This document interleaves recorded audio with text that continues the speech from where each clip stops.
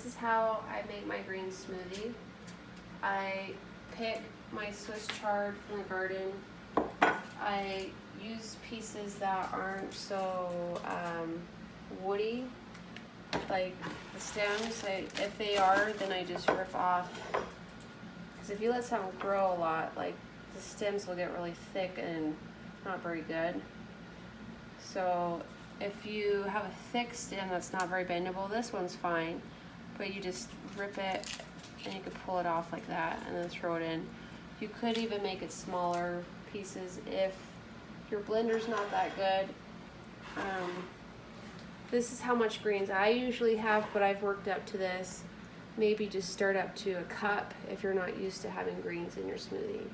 This smoothie has greens with Swiss chard, just whatever I grab from my garden. So I have Swiss chard, carrot tops, kale. Could be a blend of stuff. And then, so you add your leafy parts at the bottom so it could blend better. Then you add your fruit on top. And I like using frozen fruit or fresh, it doesn't matter. But frozen, if you add frozen, then you don't need to add the ice, right?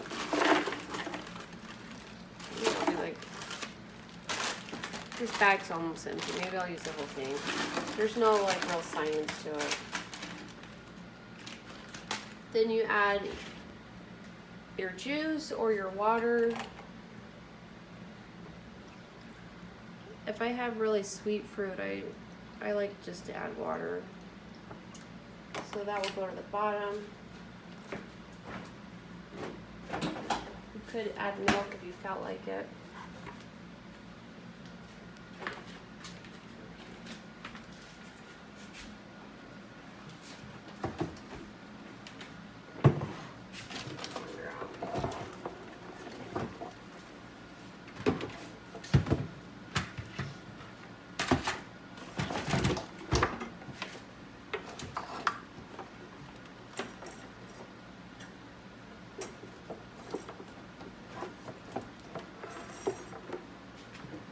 Another thing I like to add to it, so if I wanted to have like, remember the restaurant or you know the one Orange Julius? I like that kind of taste to it when I have orange juice with it. So you add, I like adding a little bit of nutmeg, not much, just like a dash of that. And I like to add ginger, I like the taste of ginger. A few dashes of that, and then add some vanilla. Squirt of vanilla.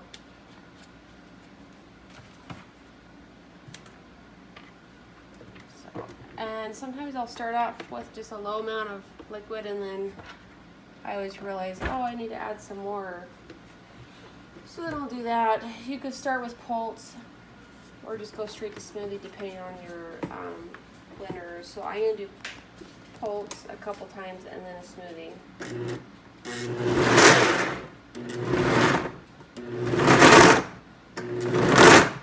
And then smoothie it out.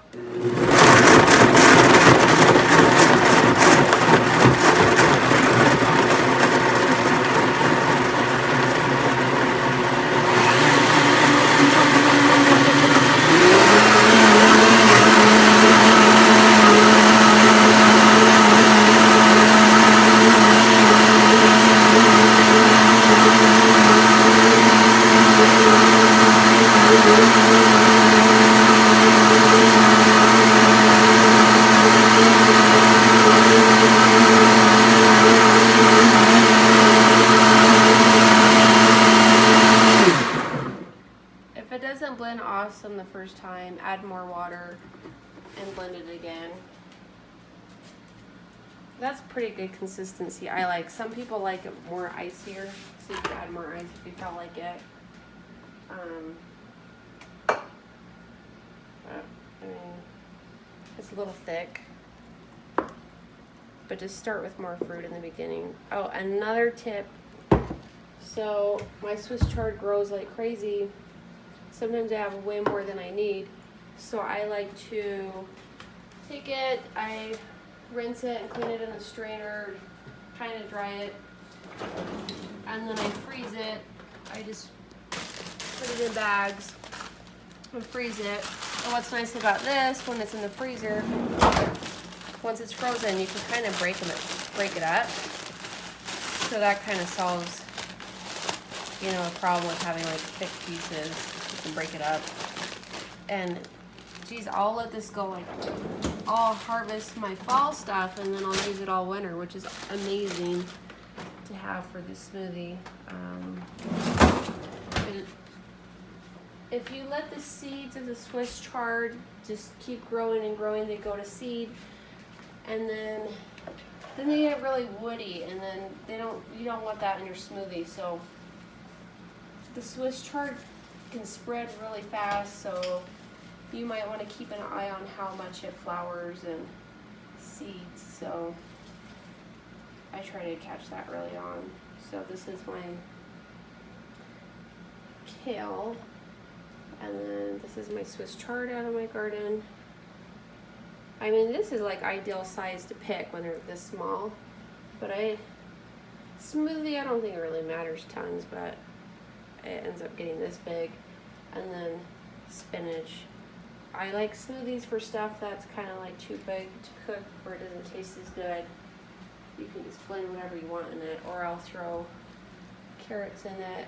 Oh, this one I threw, I don't think I showed it, but I put a banana in it too, and that kind of sweetens it up.